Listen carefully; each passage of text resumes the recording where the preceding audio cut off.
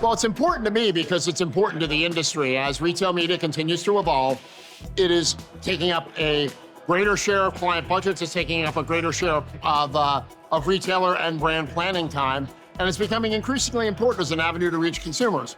As a result, bringing all the people together that are trying to drive this forward from the retail, brand, and agency side it's a critical part of the ecosystem I hang out in. I wouldn't want to miss it. Apart from that, it's just nice to see some friends. So.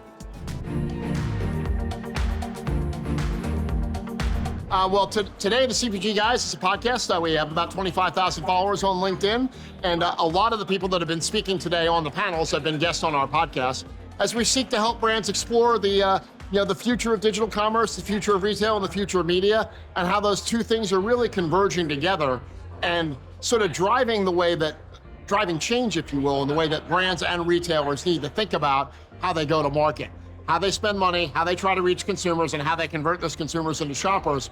All of that needs to change. And on our podcast, we spend a lot of time hosting and driving the conversations that you're hearing today, making sure those conversations continue.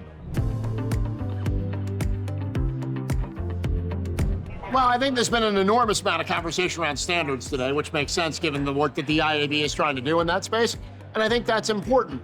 I also think that in general, the conversations that have taken place around the future of how this stuff is actually going to get planned, built, and executed, like on the ground, like how do you manage a conversation between a retailer and a brand?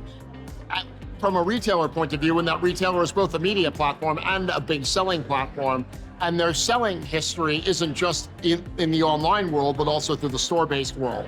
And there's years and hundreds of millions of dollars of planning momentum built into that brick and mortar commerce business. So I think the really important thing is that conversation is continuing to get more holistic, more comprehensive, and more nuanced as brands and retailers look to try to win together. Well, I think a big chunk of it's the work that the IAB is already doing to try to get to standard definitions for excellence and for performance across the digital retail media space. I do think, and a number of people have remarked on this today, so it's not just me, I do think the next frontier is going to be figuring out what the in-store media world looks like and how standards and accountability and measurement and planning processes are going to work for the in-store piece. And I think that's going to be a very new world for the IAB, which has historically lived in a very media-centric world, because a lot of that world is governed by some very old world thinking on the sort of what used to be called the trade side of a brand business.